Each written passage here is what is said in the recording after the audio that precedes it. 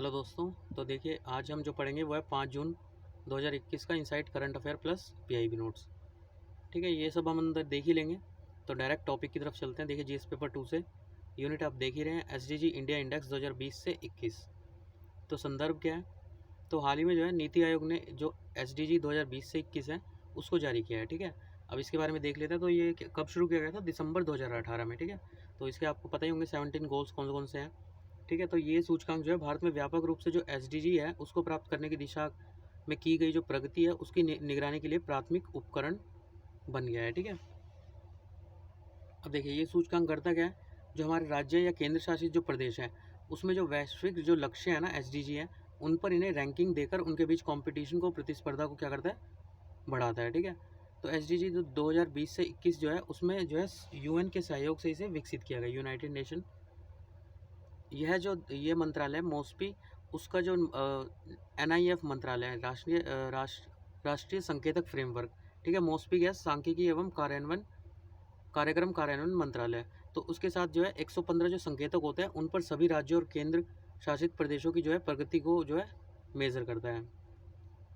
राज्यों और केंद्र शासित प्रदेशों की रैंकिंग किस प्रकार की जाती है? तो देखिए, रैंकिंग के लिए इसके क्या करते हैं?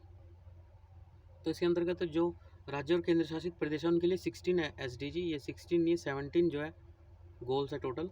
तो उस पर जो है लक्ष्यवार स्कोर की गणना की जाती है। ठीक है, जिसको रैंकिंग दी जाती है 0 से 100 के बीच। ठीक है, 100 का मतलब क्या होता है? अचीवर, सबसे टॉप पे, और 0 से 49 होता है एस्पिरेंट। ठीक है, जो भारत है उसमें ये दोनों ही नहीं है। ठीक है, ये दोनों, भारत जो है इन दोनों परफॉर्मर और फ्रंट रनर इनके बीच जो है संघर्ष करता है। ठीक है, तो इसके लिए जो राज्य और केंद्र शासित प्रदेश है उसका स्कोर जितना अधिक होगा उतना ही अधिक दूरी तक जो है लक्ष्य हासिल किया जा सकेगा। ठीक है, राज्य और केंद्र शासित जो प्रदेश है उनको उनके एसडीजी इंडिया इंडेक्स स्कोर के आधार पर निम्नलिखित तरीके से वर्गीकृत किया गया है। ठीक है, ये सब है aspirant, performer, front runner, achiever.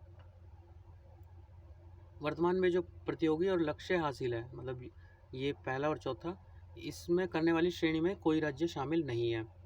तो सूचकांक के नवीनतम अगर निष्कर्ष देखें तो क्या है?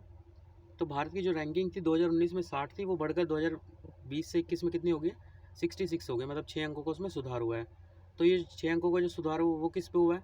तो वो हुआ है साफ पानी एवं स्वच्छता, सस्ती एवं स्वच्छ जो ऊर्जा है उसके लक्ष्यों के तहत इसे सुविधाएं जो प्रदान किया उसकी वजह से इसकी रैंकिंग में सुधार हुआ है। ठीक है, उसके बाद देखिए केरल सबसे टॉप पे रहा 75 अंक से, अभी नीचे लिस्ट दी गई है, और अपने शीर्ष रैंक बरकरार रखा। उसके बाद हिमाचल प्रदेश और तमिलनाडु 74 अंक के साथ दूसरे स्थान पर। ठीक है, भारत में अगर सबसे वर्स्ट जो परफॉर्मेंस है वो देखें, सबसे बेकार मतलब खराब प्रदर्शन, तो बिहार, झारखंड, असम का।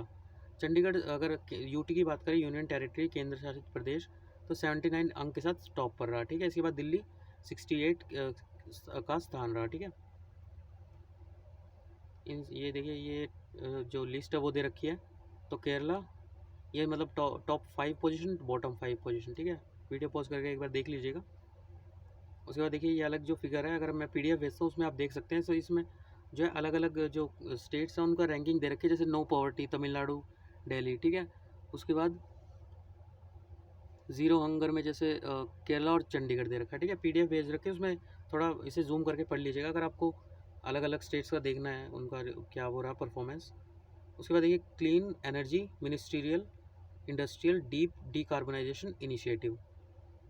तो ये क्या है, जो भारत ने यूके के साथ मिलकर जो ऊर्जा प्रमुखों की 12वीं बैठक जो हुई है, सीईएम और आईडीडीआई, इसके तहत जो है जो औद्योगिक दक्षता, ऊर्जा दक्षता है उसको प्रोत्साहन देने के लिए नई प्रक्रिया की शुरुआत की। तो सबसे पहले आईडीडीआई है क्या? Industrial deep decarbonisation initiative. तो जो आईडीडीआई है ये क्या है? जो सार्वजनिक और निजी संगठन है उनका एक वैश्विक गठबंधन है। ठीक है, जो क्या करता है, जो निम्न कार्बन वाली औद्योगिक सामग्री होता है ना उसकी मांग को प्रोत्साहित करता है। उसके अलावा ये क्या करता है, जो राष्ट्रीय सरकार होती है उनका सहयोग लेता है, और आईडीडीआई कार्बन आकलन को मानकीकृत करता है, सार्वजनिक और निजी क्षेत्रों के महत्वाकांक्षी खरीद लक्ष्यों को जो है निर्धारित करता है, निम्न कार्बन उत्पाद जो होते हैं उनके विकास में निवेश को प्रोत्साहित करेगा, और उद्योग जो दिशा निर्देश होते हैं उनको डिज़ाइन करने के लिए कार्य करता है। ठीक है, ये किसके द्वारा इसका समन्वय किया जाता है? तो यूनिडो के द्वारा। ठीक है, इसके बारे में हम पढ़ चुके हैं, यूनाइटेड नेशन औद्योगिक विकास संगठन। ठीक है, इंडस्ट्रियल डेवलपमेंट ऑर्गेनाइजेशन। सदस्य कौन है इसके? तो करंट में अगर देखें तो इसका नेतृत्व यूके और भारत कर रहा है, पर जर्मनी और कनाडा भी इसके क्या है वर्तमान सदस्यों में शामिल है।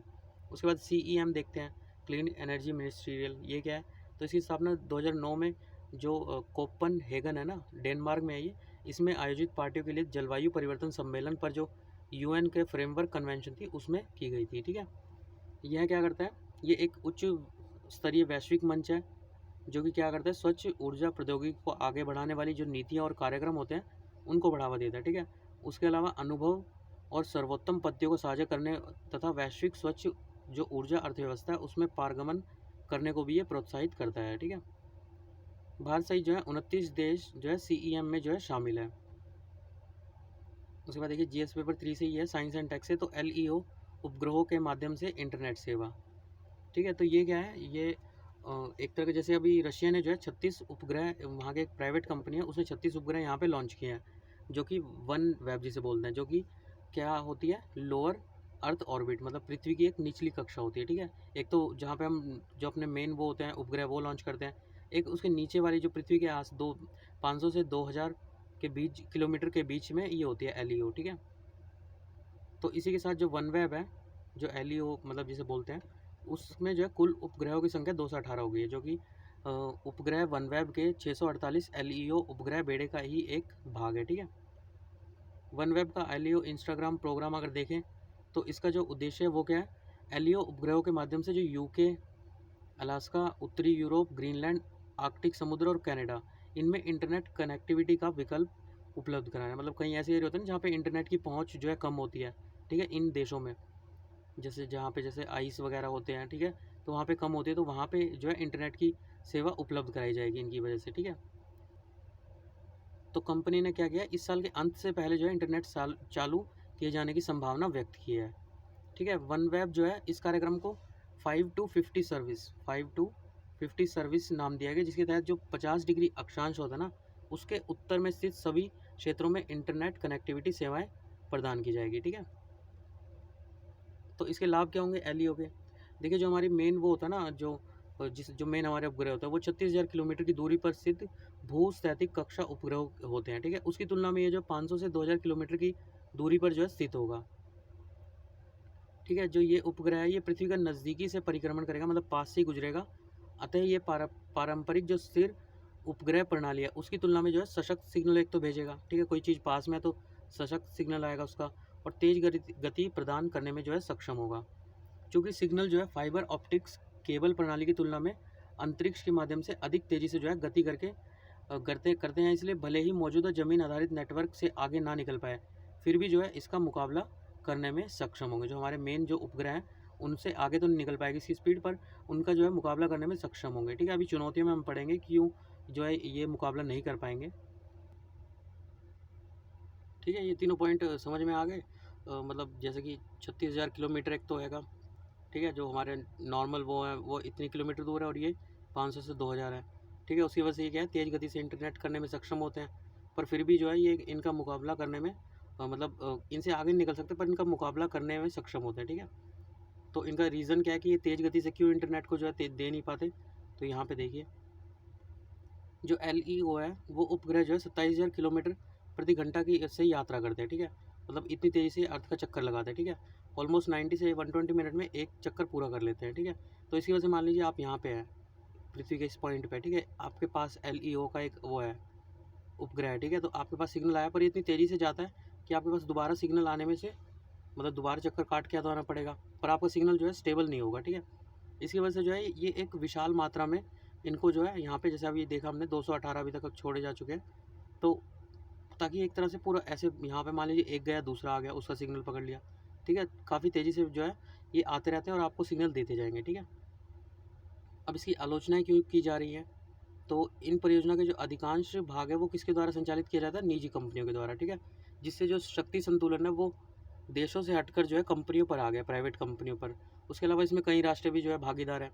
ठीक है, इसे देखते हुए इन कंपनियों को नियंत्रित करने में जो है संबंधित सवाल उत्पन्न हो रहे हैं। कई राष्ट्र हैं तो अलग अलग विनियामक ढांचे होंगे इनके। ठीक है, तो जटिल नियामक ढांचा, तो काफ़ी सारे देश इसके हितधारक हैं। इस प्रकार प्रत्येक देश में जो है इन सेवाओं के संचालन हेतु अपेक्षित लाइसेंस प्राप्त करना एक चुनौतीपूर्ण कार्य होगा। ठीक है। उसके अलावा देखिए प्राकृतिक उपग्रहों को कभी कभी रात के समय आसमान में देखा जा सकता है, पर जो इनकी वजह से ये इतने सारे अगर हम छोड़ देंगे अपने अर्थ के लोअर ऑर्बिट में, तो जो खगोलविद है उनके लिए मुश्किलें बढ़ जाएंगी। ठीक है। निचली कक्षा में जो है भ्रमण करने वाले उपग्रह अपने ऊपर जो परिक्रमा करने वाले उपग्रह हैं उनकी आवृत्ति को भी कहीं ना कहीं बाधित करेंगे। जो हमारे मेन उपग्रह हैं उनकी आवृत्ति को भी ये बाधित करेंगे। ठीक है। अगर जैसे जो स्पेस जंक होते हैं, वो कहे जाने वाले जो पिंड है वो अंतरिक्ष यानों को क्षति पहुंचाने या अन्य उपग्रहों से टकराने की भी संभावना रहती है। उसके बाद देखिए संभावनाएं क्या है। तो जिन स्थानों पर जो हमारे मेन जो उपग्रह हैं उनके जो फाइबर और स्पेक्ट्रम है वो सेवाएं नहीं पहुंच पा रही, वहाँ पे एलईओ सैटेलाइट ब्रॉडबैंड क्या करेगा, बेहतर कार्य करने में सक्षम होगा। पर इसके लिए जो है लक्षित बाजार होना चाहिए, ग्रामीण आबादी, शहरी क्षेत्रों से दूर जो तैनात सैन्य इकाई है वो होनी चाहिए। ठीक है। इस प्रकार की अन्य परियोजना की अगर हम बात करें तो इसी के जैसी एक स्टारलिंक है जो प्रतियोगी है इसकी, जो कि जो एलोन मस्क की स्पेस एक्स है ना उसके नेतृत्व के अंदर ये एक उद्यम है स्टारलिंक। ठीक है। तो स्टारलिंक के पास जो है 1385 उपग्रह हैं जो पृथ्वी की निचले कक्षा में स्थापित है। उसके अलावा स्टारलिंक द्वारा पहले ही जो है उत्तरी अमेरिका में बीटा परीक्षण किया जा चुका है, और जो भारत है उस जैसे देशों में इसमें प्री ऑर्डर बुक हो चुके हैं। ठीक है। उसके बाद देखिए अगला है जीएस पेपर 3 से ही है, साइंस एंड टेक से, water bear and baby squid. इसको जो है अंतर्राष्ट्रीय अंतरिक्ष स्टेशन पर भेजा गया है। ठीक है। नासा द्वारा भेजा गया है। तो जो बेबी स्क्विड और 5000 जो है टारगी ग्रेड्स, जिन्हें जो वाटर बियर ये भी कहा जाता है, इनको अंतरिक्ष में भेजा गया है। ठीक है। मतलब कुछ रिसर्च वर्क से भेजा गया है। तो इसमें जो 22वें स्पेसएक्स कार्गो पुनः आपूर्ति मिशन का ये एक भाग है। ठीक है। 22वां स्पेसएक्स कार्गो मिशन। तो इसका पर्पज़ क्या है, तो लंबी अंतरिक्ष यात्राओं पर किए जाने वाले जो अंतरिक्ष यात्री हैं उनके लिए बेहतर संरक्षणात्मक उपायों को तैयार किया, मतलब उनका बिहेव वहाँ पे देखा जाएगा। ठीक है। स्पेस में देखा जाएगा। जो हमारे माइक्रोब्स और जो वो होते हैं ना, जो माइक्रोब्स और जानवर के ऊतक होते हैं, ठीक है, इनका बिहेव स्पेस में देखा जाएगा कि ग्रेविटी में कैसे काम करते हैं। लाभकारी रोगाणुओं और जानवरों के मध्य अंतःक्रिया को समझना, जिससे पृथ्वी पर जो मानव स्वास्थ्य है उसको बेहतर बनाने हेतु महत्वपूर्ण खोज की जा सके। ठीक है। वहाँ पे मतलब ये कैसे बिहेव करते हैं, नेगेटिव या पॉजिटिव, उस टाइप से देखा जाएगा। ठीक है। तो इसको जो है सूक्ष्म जीवों को भेजने के कारण क्या है, तो जो माइक्रोब्स होते हैं वो जानवरों के ऊतकों के सामान्य विकास के लिए हेल्प करते हैं और मानव स्वास्थ्य के अनुरक्षण में महत्वपूर्ण भूमिका निभाते हैं। तो सूक्ष्म जीव जो है उस पर किए जाने वाले इन शोधों से जो वैज्ञानिक है उसको गुरुत्वहीन जो स्थिति है, मतलब बिना ग्रेविटी के जो है, जैसे स्पेस में ग्रेविटी नहीं है, तो उसमें लाभकारी रोगाणु और जानवरों के मध्य जो है अंतःक्रिया को समझने का अवसर मिलेगा। ठीक है। तो जो मानव शरीर है उसमें सूक्ष्म जीव क्या करते हैं, हमारी जो पाचन क्रिया होती है, प्रतिरक्षा प्रणाली होती है, उसको विकसित करते हैं, हानिकारक रसायनों को गैर विषाक्त करते हैं, ये क्रियाएं करते हैं, ये क्रिया करने में महत्वपूर्ण योगदान करते हैं। ठीक है। इन रोगाणुओं तथा मानव शरीर के मध्य संबंधों के व्यवधान बीमारियों का कारण बन जाता है। ठीक है। उसके बाद अंतर्राष्ट्रीय अंतरिक्ष स्टेशन, इसके बारे में देख लेते हैं, ISS। तो ये क्या है, एक बड़े आकार का जो है अंतरिक्ष यान है जो काफ़ी जो लंबी अवधि के लिए पृथ्वी की निचली कक्षा में स्थित है, काफ़ी लंबी अवधि से। ठीक है। 1998 से अंतरिक्ष में ये कार्यरत है और इसके 5 भागीदार हैं। कौन से? एक तो ESA यूरोपीय अंतरिक्ष एजेंसी, एक नाक्सा जो हैगा नासा, सॉरी, ठीक है, USA, और जाक्सा हैगा जापान का, रशिया का रोसकॉस्मोस, और CSA किसका है, कनाडा का है। इन पाँचों के द्वारा इसमें अंतर्राष्ट्रीय सहयोग का ये परिणाम है। ठीक है। तो ये एक चक्कर पृथ्वी कितनी देर में करता है, 93 मिनट में, और प्रतिदिन में 5 चक्कर ये करता है। ठीक है। ये देखिए फिगर में दिखा रखा है। उसके बाद अगला टॉपिक किससे है, तो पर्यावरण से, वही पेपर GS पेपर 3 से है। तो हिमाचल प्रदेश द्वारा जो ओलावृष्टि रोधी बंदूक है उसका परीक्षण किया गया है। ठीक है। तो ओलावृष्टि के कारण फसल को खराब होने से बचाने के लिए जो है बागवानों की सहायता हेतु जो हिमाचल प्रदेश सरकार है उसके द्वारा स्वदेशी रूप से विकसित ओलावृष्टि रोधी बंदूक या एंटी हेल गन, इसके उपयोग का परीक्षण किया गया। जैसे आप देखेंगे इसराइल ने आयरन डोम का यूज़ किया था ना, हमास से जो वो आए थे उनको रोकने के लिए, तो इसी टाइप से जो है इन्होंने ओला को रोकने के लिए, तो उससे मतलब मैक्सिमम फसल वहाँ पे सड़ जाती थी, जिसकी वजह से इन्होंने ये बनाया। ठीक है। तो ये होता क्या है ओला, तो इसका निर्माण जो है जो कपासी वर्षा मेघ होते हैं उनके द्वारा होता है। ठीक है। कपासी वर्षा जो मेघ होते हैं वो आमतौर पर काफ़ी बड़े होते हैं और काले बादल होते हैं जिनमें जो है गरज के साथ बिजली चमकती है। अब देखिए यहाँ पे होता क्या है, प्रोसेस क्या होता है यहाँ पे, तो इन बादलों में क्या होता है, जो हवा की बूंदें होती है, ठीक है, वो जब ऊंची ऊंचाई पे चली जाती हैं हवा से, तो वहाँ पे क्या होता है, वो जम जाती है बर्फ़ में। ठीक है। उसके बाद वो फिर पृथ्वी पे आती हैं। ठीक है। तो उसके बाद अगर वो हल्की होंगी तो हवा से फिर उड़ा ले जाएगी। ठीक है। उसके बाद फिर जम जाएगी वो ऊपर जाके, फिर इस टाइप से ये प्रोसेस करते जाएंगे, ठीक है, जब तक वो इतनी भारी ना हो जाए कि वो हवा से उड़ाई ना जा सके, और वो जब वो भारी हो जाती है तो वो नीचे आ जाती है, ठीक है। तो ये मशीन क्या करती है, ये एक तरह से शॉक वेव का काम करती है, ठीक है, आघात तरंगे जिसे बोलते हैं, ठीक है, जिससे मतलब जो बादलों में ओलों की विकास होता है उसको बाधित कर देती है, मतलब दोबारा हवा से ऊपर जाए नीचे आए, इस टाइप की इसको जो है रोक देती है प्रोसेस को, ठीक है। तो यह एक उल्टे टावर में मिलता जुलता कई मीटर ऊंचा स्थिर ढांचा होता है, और इसमें आकाश की ओर खुलने वाली एक लंबी और संकीर्ण शंक्वाकार नली लगी होती है, ठीक है। तो बंदूक के निचले हिस्से में जो एसिटिलीन गैस होती है और हवा का विस्फोटक मिश्रण भरकर इसे दागा जाता है, ठीक है, जिसके परिणामस्वरूप क्या होता है, शॉक वेव निकलती है। शॉक वेव की गति सुपरसोनिक विमान से निकलने वाली गति तरंगों की भांति ध्वनि की गति से तेज होती है, ध्वनि की गति से भी तेज होती है, साउंड की जो स्पीड होती है उससे तेज होती है ये शॉक वेव। तो ये जो है बादलों में जल बूंदों को ओलों में बदलने से रोक देगी, जिससे कि ये साधारण बारिश की बूंदों के रूप में नीचे गिर जाती है, ठीक है। तो ये ओलावृष्टि को रोकना एक बड़ा मुद्दा क्यों है वहाँ पे, तो हर बार गर्मियों में क्या होता है, मई से जो मार्च का महीना होता है उसमें हिमालय के फल उत्पादक क्षेत्रों में होने वाली लगातार जो ओलावृष्टि होती है उससे सेब, नाशपाती और अन्य फसलें क्या हो जाती है, नष्ट हो जाती है, और जिससे किसानों को क्या होता है, भारी नुकसान होता है। जैसे कि वहाँ के जो वो है नारकंडा और ठियोग, ये जो है ओला प्रवण क्षेत्र है, इनमें सबसे ज़्यादा मतलब ओला गिरते हैं। तो कभी कभार इस प्रकार के तूफानों से किसी बाग में जो है सेब की पूरी फसल नष्ट हो जाती है, ठीक है। उसके बाद देखिए अगला टॉपिक, तो ये भी जीएस पेपर 3 से ही है। ब्लैक कार्बन पर सुदृढ़ नीतियाँ हिमनदों के पिघलने में तेजी से कमी लाने में सक्षम, वर्ल्ड बैंक की वो है ये। तो एक रिसर्च किया गया वर्ल्ड बैंक का, उसका संदर्भ देख लेते हैं। तो हाल ही में जो वर्ल्ड बैंक है उसने क्या किया, जो हमारी हिमालय काराकोरम और हिंदू कुश के ठीक है, इस पर्वत श्रृंखला पर ब्लैक कार्बन जो होता है उसके प्रभाव जानने के लिए एक शोध किया गया। ज्ञातव्य कि जो ये पर्वत है उस श्रृंखलाओं में हिमनद के पिघलने की गति विश्व के जो औसत हिम क्षेत्र है, ठीक है, जो एवरेज जो पिघलने की गति होती है उससे ज़्यादा है, ठीक है।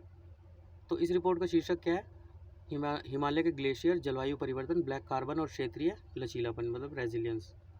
प्रमुख अगर निष्कर्षण देखें हम, तो जो ब्लैक कार्बन होता है जो कि मानव गतिविधियों से बढ़ता जा रहा है, उस निक्षेपों की वजह से हिमालय क्षेत्र में जो है ग्लेशियर और बर्फ़ के जो पिघलने की गति है वो तेज़ हो गई है, ठीक है। एच के क्या है, पर्वत श्रृंखला के जो हिमनद ग्लेशियर है उसके पीछे हटने की दर है, मतलब पीछे हटने का वही तेज़ी से पिघलना। तो पश्चिम क्षेत्रों में जो है 3 मीटर प्रति वर्ष है, और पूर्वी क्षेत्रों में ये 1 मीटर प्रति वर्ष होने का अनुमान है, ठीक है। पर जो ब्लैक कार्बन है वो जलवायु परिवर्तन से पड़ने वाले प्रभावों का भी तीव्र कर देता है, ठीक है। ब्लैक कार्बन इसको तीव्र कर देगा, मतलब एवरेज जो है वो 1 मीटर पर ईयर होता है, पर ये ब्लैक कार्बन इसे तेज कर रहा है, ठीक है। ब्लैक कार्बन के जो निक्षेप है वो ग्लेशियर के पिघलने की गति को क्या है, तेज करने के लिए 2 प्रकार से कार्य करता है। एक तो क्या करता है, सतह से होने वाले जो सौर परिवर्तन है उसको कम कर देता है, ठीक है, और हवा में जो है तापमान में वृद्धि कर देता है। तो ये कैसे करता है, सौर का परिवर्तन को कम कैसे करता है, जैसे कि मान लीजिए सनरेज आई, ठीक है, उसके बाद ऊपर क्या होता है, ब्लैक कार्बन जैसे मान लीजिए यहाँ हवा में फैल गया तो वो वापस नहीं जा पाती, सौर की जो रेज होती है, ठीक है, उससे जो है वहाँ का टेम्परेचर बढ़ जाता है, ठीक है। तो उससे हवा का भी टेम्परेचर बढ़ जाएगा। तो सुझाव क्या दिया गया, तो जो मौजूदा नीति है हमारे पास, अगर उसका हम कार्यान्वयन कर दें पूरी तरह से तो 23% की कमी हो सकती है, लेकिन अगर नई नई जो नीतियाँ उनको लागू करें और संबंधित देशों के मध्य जो है क्षेत्रीय सहयोग है उनके माध्यम से कार्यान्वयन करने पर अधिक लाभ प्राप्त हो सकता है, ठीक है। जो ग्लेशियर के पीछे हटने की दर है उसको नई और वर्तमान में जो व्यवहार्य नीतियाँ उसके माध्यम से मौजूदा स्तर के अलावा 50% अधिक तेज़ी से कम किया जा सकता है, ठीक है। उसके अलावा देखिए रसोई चूल्हे, डीजल इंजन खुले में दहन होने से जो है ब्लैक कार्बन उत्सर्जन को कम करने से विशेष रूप से हिमालय में सर्वाधिक प्रभाव पड़ेगा, और इसके विकिरण बलों को भी काफ़ी कम किया जा सकेगा, ठीक है। तो ब्लैक कार्बन के बारे में देख लेते हैं थोड़ा सा। तो देखिए ये क्या है, एक अल्पकालिक प्रदूषक होता है, ठीक है। अल्पकालिक मतलब कुछ समय के लिए रहने वाला, जो CO2 के बाद सेकंड जो है सबसे बड़ा जो ग्रीन हाउस गैसेज है, मतलब सॉरी ग्रीन हाउस गैसेज नहीं, पृथ्वी को गर्म करने के लिए योगदान करता है, ठीक है। ग्रीन हाउस गैसेज का हमने PT 365 में पढ़ा था। तो अन्य जो ग्रीन हाउस गैस उत्सर्जन है उसके विपरीत जो ब्लैक कार्बन है ये क्या करता है, शीघ्रता से साफ हो जाता है, ठीक है। तो जैसे नाइट्रोजन हमने देखा था तो वो कितना 9 साल कुछ था ना उसका टाइम पीरियड, इतने टाइम पीरियड तक वो रहता है। तो ये गैस शीघ्रता से साफ हो जाता है, और इसका उत्सर्जन बंद कर दिया जाए तो इसे वातावरण में जो है समाप्त किया जा सकता है। मतलब हम अगर जैसे जो हमने ऊपर पढ़े ना वो डीजल वगैरह का जलाना उनको बंद कर दे तो ये ईजिली साफ हो जाएगा, ठीक है। ऐतिहासिक कार्बन उत्सर्जन के विपरीत यह स्थानीय स्रोतों से उत्पन्न होता है और इसकी स्थानीय क्षेत्र पर अत्यधिक प्रभाव पड़ता है, ठीक है। तो जहाँ पे पॉपुलेशन होगी वहाँ पे ये ज़्यादा उत्पन्न होता है। तो यह क्या है, जीवाश्म ईंधन, जैव ईंधन और बायोमास इसके अधूरे दहन के माध्यम से उत्पन्न होता है। ठीक है, अगर आधा जला हुआ छोड़ दें जैसे पेड़ वगैरह इस टाइप को, तो उससे जो है उत्पन्न होता है। और मानव जनित और प्राकृतिक रूप से पाई जाने वाली कालिख दोनों से ये जो है फैलता है। तो एच के क्षेत्र में ब्लैक कार्बन के अगर स्रोत देखें तो क्षेत्रीय अगर मानव जनित जो ब्लैक कार्बन है उसमें जमाव में जो है उद्योग, मुख्य रूप से जो ईंट भट्टा होता है ना, ईंट बनाने के जो कारखाने वो होती है, जो भट्टा होता है उससे, और स्थानीय निवासी द्वारा ठोस ईंधन के दहन का 45 से 66% योगदान होता है। ठीक है, इसके बाद परिवहन वाहन को जो डीजल ईंधन होते हैं 7 से 18, और खुले में दहन करने से 3% का योगदान इसमें होता है। ठीक है, उसके बाद देखिए नेक्स्ट न्यूज़ क्या है। तो प्रीलिम्स फैक्ट है शिक्षक पात्रता दिवस। ठीक है, TET टीचर्स एलिजिबिलिटी टेस्ट जो है भारत में कक्षा 1 से 8 के लिए शिक्षक के रूप में नियुक्ति के लिए पात्र होने के लिए आवश्यक न्यूनतम योग्यता। ठीक है, तो इसे जो है अगर स्कूल में किसी को पढ़ाना है तो इस परीक्षा को जो है उत्तीर्ण करना अनिवार्य होता है। TET यूट्यूब पे आप देखते होंगे, इसकी प्रिपरेशन वगैरह करवाते रहते हैं। तो TET क्या है, भारत की केंद्र और राज्य दोनों सरकार द्वारा आयोजित किया जाता है। यह परीक्षा निःशुल्क और अनिवार्य बाल शिक्षा का अधिकार अधिनियम 2009 इसके उद्देश्य को पूरा करने के लिए आयोजित किया जाता है। ठीक है, चर्चा का कारण क्या है, जो शिक्षा मंत्रालय उसने जो है पूर्व प्रभाव से 2011 से जो शिक्षक पात्रता परीक्षा आहर्क प्रमाण पत्र है उसकी वैधता अवधि 7 साल से बढ़ाकर आजीवन का निर्णय कर दिया गया। ठीक है, उसके बाद देखिए सेज पोर्टल।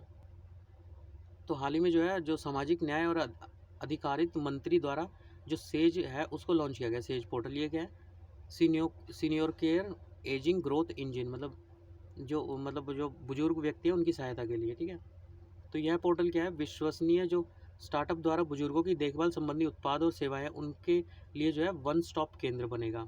ठीक है, मतलब सभी इस पे जाके एक तरह से जो है केंद्रीकृत हो जाएंगे। ठीक है, इसके तहत जो है स्टार्टअप स्वास्थ्य, यात्रा, वित्त, कानूनी, आवास, भोजन जैसे विभिन्न क्षेत्रों में जो है बुजुर्ग व्यक्तियों को नए अभिनव उत्पाद और सेवाएं जो है प्रदान की जाएगी। उसके अलावा सामाजिक न्याय और जो आधिकारिकता मंत्रालय इस योजना के लिए एक सूत्रधार के रूप में इसमें कार्य करेगा। कौन सा मंत्रालय, सामाजिक न्याय और अधिकारिता। प्रत्येक चयनित स्टार्टअप को जो है एक मुश्त इक्विटी के रूप में 1 करोड़ रुपए तक की निधि प्रदान की जाएगी।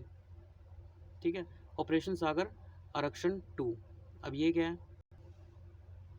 तो देखिए जो श्रीलंकाई पोर्ट पर जो आग लगी हुई है उसको बुझाने का प्रयास किया जा रहा है। ठीक है, तो इसके अंतर्गत जो भारतीय तटरक्षक ICJ श्रीलंकाई अधिकारियों के साथ जो है समन्वय कर रहे हैं, और 25 मई 2021 से कोलंबो जो है, जो वहाँ की कैपिटल है, उसके करीब समुद्र में जो है रसायन से लदे कंटेनर पोत, जिसका वो क्या नाम क्या है, MV एक्सप्रेस पर्ल, इस पर जो है लगी आग को बुझाने का कार्य कर रहे हैं। ठीक है, संभावित पर्यावरणीय खतरे से निपटने के लिए भारत और श्रीलंका के बीच जो है किए गए समन्वित संयुक्त अभियान का नाम क्या है, सागर आरक्षा 2। ठीक है, सागर आरक्षा, ये है ना ऑपरेशन सागर आरक्षा। ठीक है, ये इसका नाम है जो उसको आग बुझाने की कोशिश की जा रही है। उसके बाद देखिए INS संधायक। ठीक है, ये क्या है, तो ये क्या है, भारतीय नौसेना का जो है सबसे पुराना हाइड्रोग्राफिक सर्वेक्षण जहाज है, जो कि स्वदेशी रूप से बनाया गया और निर्मित अपनी कंपनी का पहला जहाज है। ठीक है, अपनी श्रेणी का। तो हाल ही में जो 40 वर्षों की सेवा है उसके बाद कार्यमुक्त कर दिया गया है। ठीक है, मतलब टाइम पीरियड होता है जैसे गाड़ी वगैरह का 10 साल 15 साल के, इसके बाद इसको मतलब ख़त्म कर दिया जाएगा। ठीक है, तो उससे जो है इसका 40 साल था वो अब ख़त्म हुआ है। INS संधायक। भारतीय नौसेना में जो है अपनी 40 सालों की शानदार सेवा के दौरान INS संधायक ने अपनी भारतीय प्रायद्वीप के पश्चिमी और पूर्वी तटों समेत पड़ोसी देशों में 200 प्रमुख हाइड्रोग्राफिक सर्वेक्षण किए। ठीक है, तो इनके महत्वपूर्ण कार्यों में सक्रिय भागीदारी रहा, जैसे कौन से कार्य में ये जो है सक्रिय भागीदार रहा, तो ऑपरेशन पवन 1987 श्रीलंका में भारतीय शांति सेना की सहायता, ऑपरेशन रेनबो 2004 की सुनामी के बाद मानवीय सहायता, प्रथम संयुक्त भारत अमेरिका मानवीय सहायता एवं राष्ट्रीय आपदा राहत HADR। ठीक है, इसके अभ्यास क्या था, टाइगर ट्रायम्फ में जो है भागीदार रहा है। ठीक है, तो ये इसकी फ़ोटो है। बस आज के लिए इतना ही। ठीक है, चलिए ठीक है, अगर आपको पसंद आता तो लाइक सब्सक्राइब कीजिए और एक कोना पकड़िए, किताब लीजिए और पढ़ते रहिए। And have a good day.